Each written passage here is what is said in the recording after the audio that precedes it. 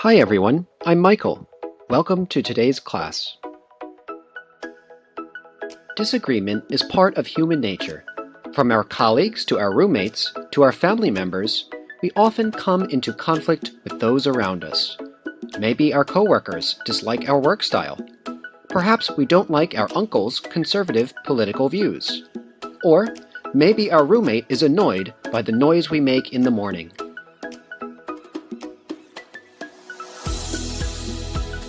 Though sometimes these disagreements can be trivial, when they cause conflict, they can lead to long-term stress and unhappiness.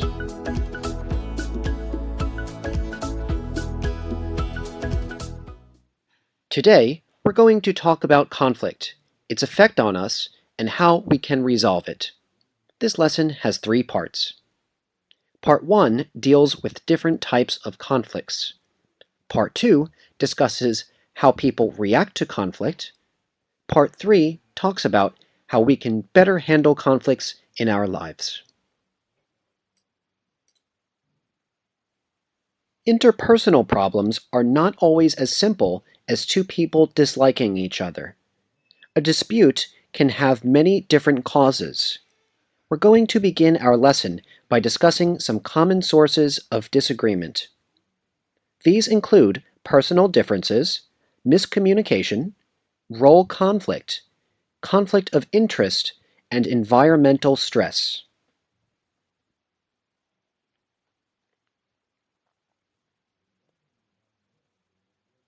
We often have problems with people because of personal differences. People have been raised in different environments and, as a result, often have diverse values and attitudes. Sometimes their views are going to clash.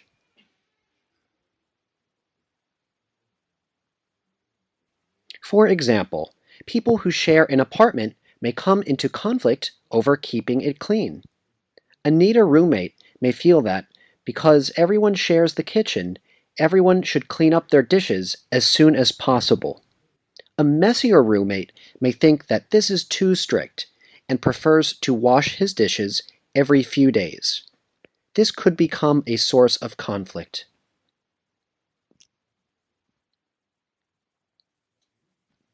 Let's look at another example from our Dongni course. In one dialogue from Level 5, Unit 1, Card 4, a character named Kevin says, "I know Bob has been with the company longer than I have, but he's doing a terrible job. When you are not around, he just bullies people. People are afraid of him." However, it's not clear whether Bob is actually a bully or bad at his job. Kevin just says he can't stand working with him. In fact, Kevin seems to have started an argument. Whatever the reasons they dislike each other, it sounds like their personalities don't mix. This is what we call personal differences.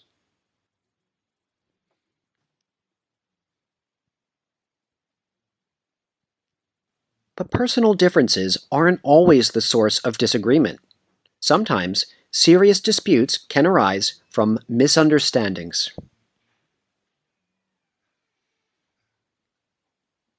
In any relationship, maintaining good communication is important. Everyone has different opinions, values, behaviors, and feelings. If we have a problem with someone, but communicate our feelings clearly, that person can better understand our needs and intentions.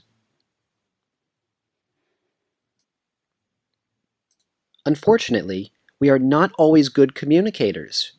All too often, we don't think things through carefully and make assumptions without telling others. When this happens, we risk running into conflict. For example, a project is assigned to a group at work, but some people aren't sure who is responsible for certain tasks. While some employees may ask their manager to better understand their roles, others may assume they know what to do and don't ask. Of course, this may lead to miscommunication. The employees who assumed they knew what to do may have done the wrong work. Or perhaps Two employees did the same task, while other tasks were left incomplete. These employees may then become frustrated and blame each other, which hurts team spirit. So, if we are ever unsure about information, we should speak up. Otherwise, we risk running into problems. Communication styles can also lead to communication problems. For example, some people are straightforward. When they speak, they don't care about being polite. But other people are sensitive and don't like direct criticism. If their coworker is too straightforward, they may think that person is rude, mean, or doesn't like them. This could become a source of conflict.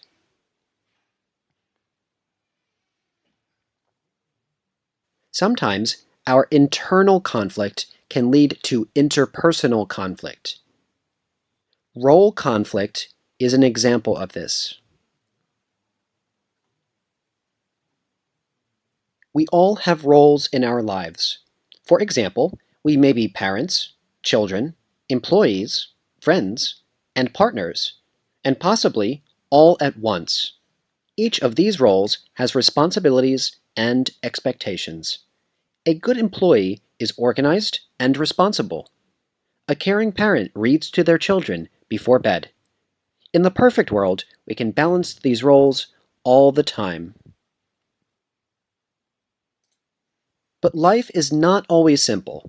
We often need to juggle between work and our relationships. Sometimes we even need to choose between these roles. This is known as role conflict.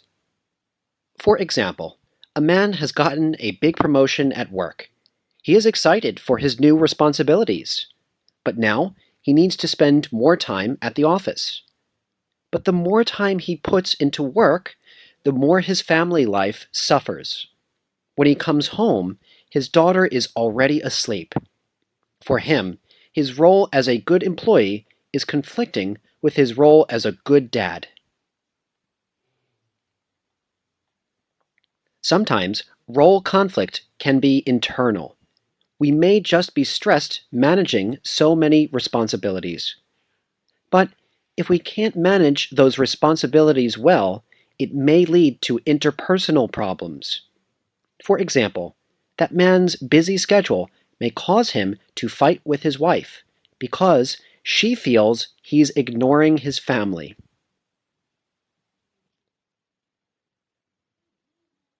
Sometimes, fulfilling different roles can create a conflict of interests. This means that we engage in an activity that benefits us but do not benefit our employer. For example, if a manager begins dating one of his employees, it creates a conflict of interest. He may give her better treatment or even promotions based on their romantic relationship. This creates a conflict of interest with his company, which asks that manager to treat employees fairly and promote them based on their achievements. Not to mention, other employees could become jealous. Our environment can also play a significant role in creating conflict. Let's talk about how environmental stress can affect interpersonal relationships. Human beings may be sensitive to their environment. Noise, crowds, light, and even color can all cause us to become uncomfortable or annoyed. Just think about how we may feel on our morning commute. And if these annoyances build up over days or weeks, we may become stressed, emotional, or even aggressive. For example, when a big project is almost due, we often need to work overtime to finish it. As a result, we may not be sleeping well and may also feel pressure to make the project successful. Together with our long commute and noisy colleagues, we may become easily irritated. Suddenly, coworkers we normally like start to annoy us.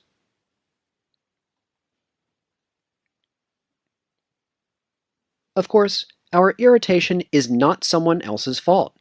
It's a reaction to our environment. But it could lead to conflict. If we get angry with a coworker, we may raise our voice or even yell at them. Maybe they will yell at us. As a result, someone may get offended or upset. If we don't apologize, these negative feelings could stay long after the environmental stress is gone. Speaking of getting angry, now we're going to talk about how people can react to conflict. We will touch on some common reactions, including getting aggressive, shouting, and pretending the conflict doesn't exist. Sometimes, if people have problems with one another, they may try to ignore them. They may pretend their problems don't exist. For example, if our friends went out and didn't invite us, we may avoid the issue and forget to bring it up.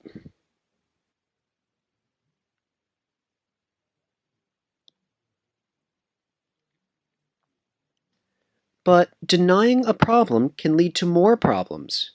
If we speak about the situation with our friends, they may have a good explanation for why they didn't invite us.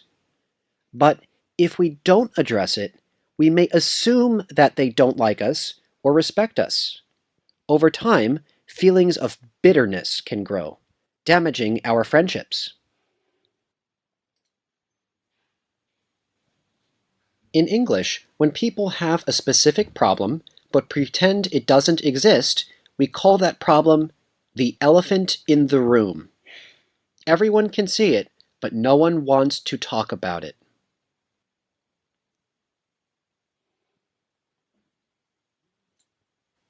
Other times, people respond to conflict with anger or aggression.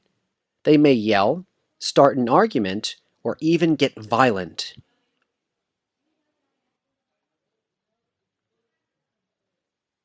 When we feel angry, our brains are flooded with stress hormones, and the part of our brain responsible for rational thought shuts down. Rather than responding carefully, we stop thinking and start to attack. But this only adds to the conflict rather than stopping it. Look at Kevin and Bob in our Dongni course. They were shouting at each other and even pushing each other. Neither of them were in a rational frame of mind. All they wanted to do was win an argument. Kevin was so focused on Bob that he wasn't even aware of how unprofessional it was to yell in an office. He was blinded by anger. People like Kevin and Bob are known as hotheads. This means someone who gets angry very quickly, and often over small problems.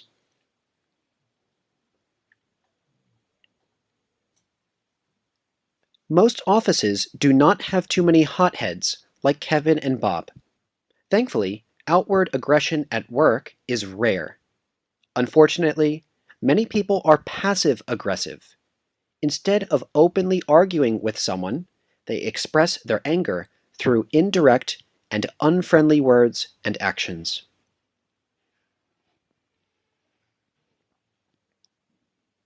For example, a passive-aggressive coworker may leave our name off an email for an important meeting. A passive-aggressive classmate may ignore us when we pass them in the hall, even though we've met them before. If our partner is passive-aggressive, they may take a long time to respond to texts after we've had a small argument. Of course, it's hard to tell whether passive-aggressive behavior is deliberate or not. If we confront a passive-aggressive person about their behavior, they will usually deny it. Our coworker will say they just forgot to add us to that email. Or our partner may say she or he was too busy to respond to our texts. Seems like it could just be an innocent misunderstanding, right? Passive-aggressive people behave this way because they have difficulty being direct. They prefer to express their emotions in a subtle way. It suggests they're upset without saying it completely. This is frustrating because it can be hard to resolve a dispute when we can't communicate with someone clearly. To tell if someone is being passive-aggressive, try to spot a pattern in their behavior. If our partner takes a long time to respond to our texts after one fight, it may not be an issue. But if they behave this way after every fight, they are probably being passive-aggressive.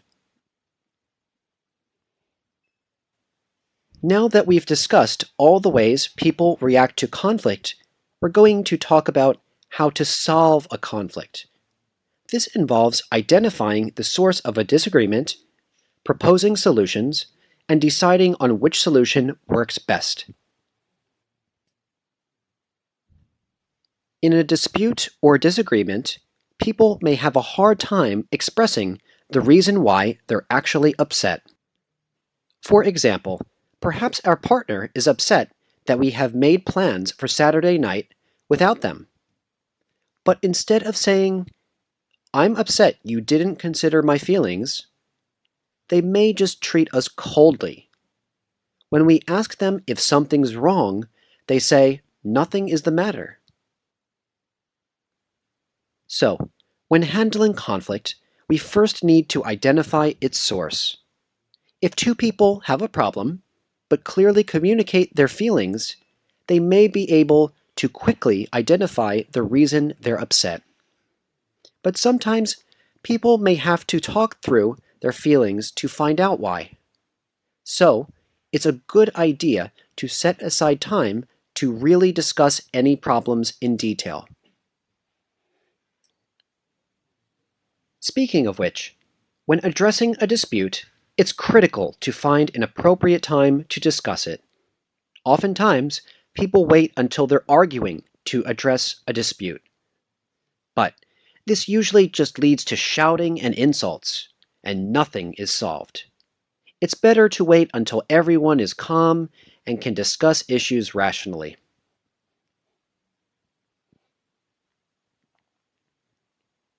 It's a good idea to practice empathy when discussing a problem.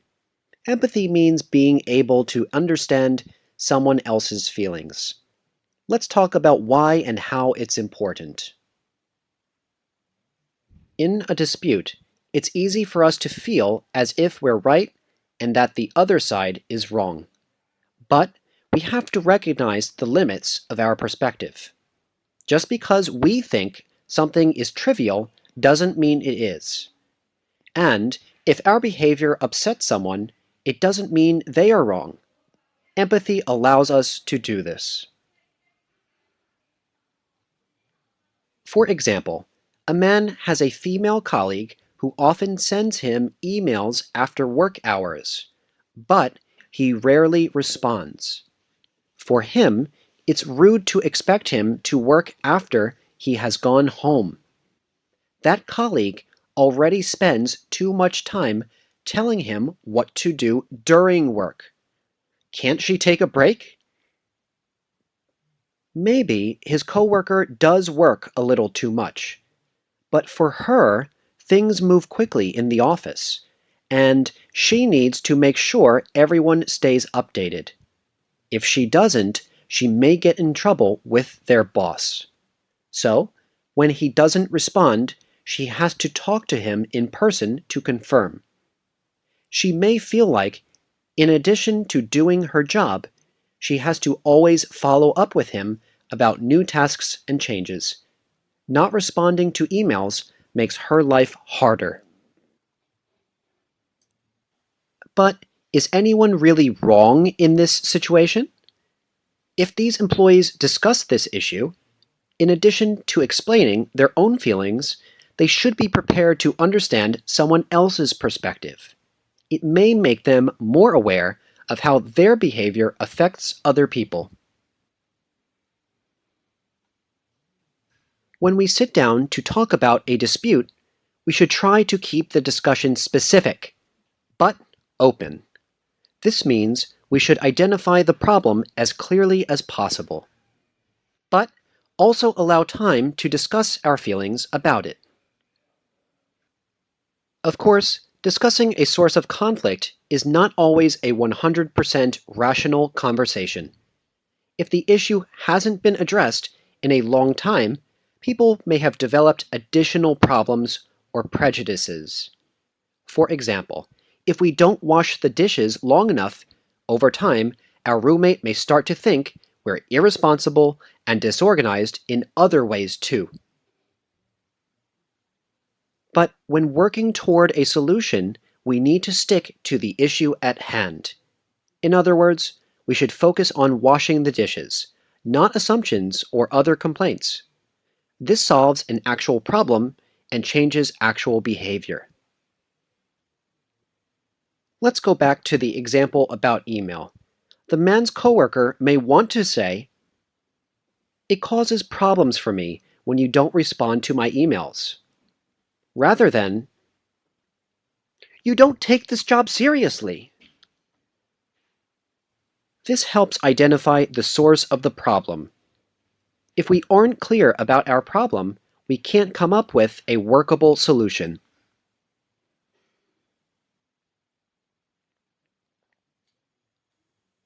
But at the same time, we should also express how we feel about a situation. For example, that employee could explain why he doesn't answer his emails. He turns his phone off when he leaves the office, and doing work before bed makes it hard for him to fall asleep. That way, they can avoid misunderstandings and become more aware of their feelings. Understanding why someone behaves the way they do can help us better understand them. As they explain their behavior, it may no longer seem wrong, but just different from our own. We may even begin to relate to them. When we are discussing a problem, we should also ask probing questions. These are questions that try to get more to the heart of the issue.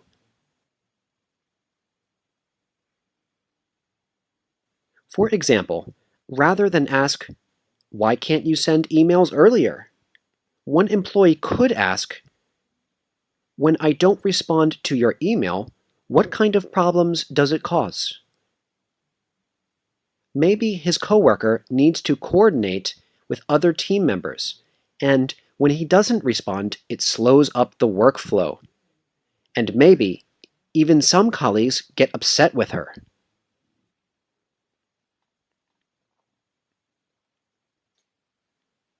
As we're discussing an issue we have with someone, we should be respectful of their feelings.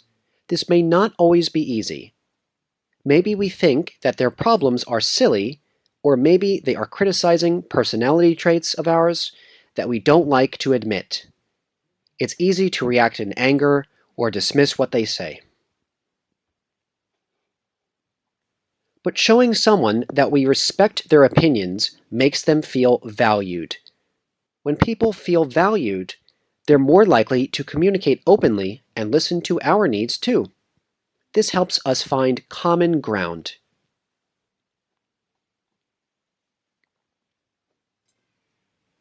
Once we've identified the issue, we can begin to work on the solutions. Some ways of working toward a solution include determining our underlying needs, identifying common ground, and focusing on their real concerns. When handling any conflict, we need to address the core concerns behind it. Let's consider the employee who sends emails late at night. Her main issue isn't that her coworker doesn't use his phone at night. It's that he usually doesn't respond. The issue for her is about communication, not timing. Another way to reach a solution is to find common ground. This means a shared outcome both people can accept. If the man doesn't want to answer emails at night, follow up with him the next day. They both just need the right time to communicate with each other. When solving a dispute, we should find a solution that everyone can agree on. In our email example, both parties need to find a time to communicate with each other. If the man doesn't like responding to emails late at night, maybe he could agree to answer them in the morning, once he gets to work. That way, he can still reply to his coworker before the day starts, but he doesn't need to work from home.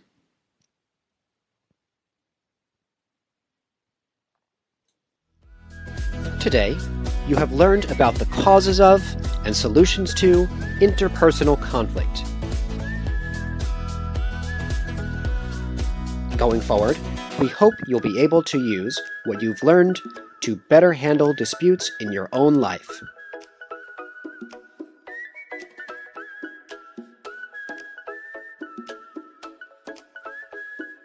See you next time!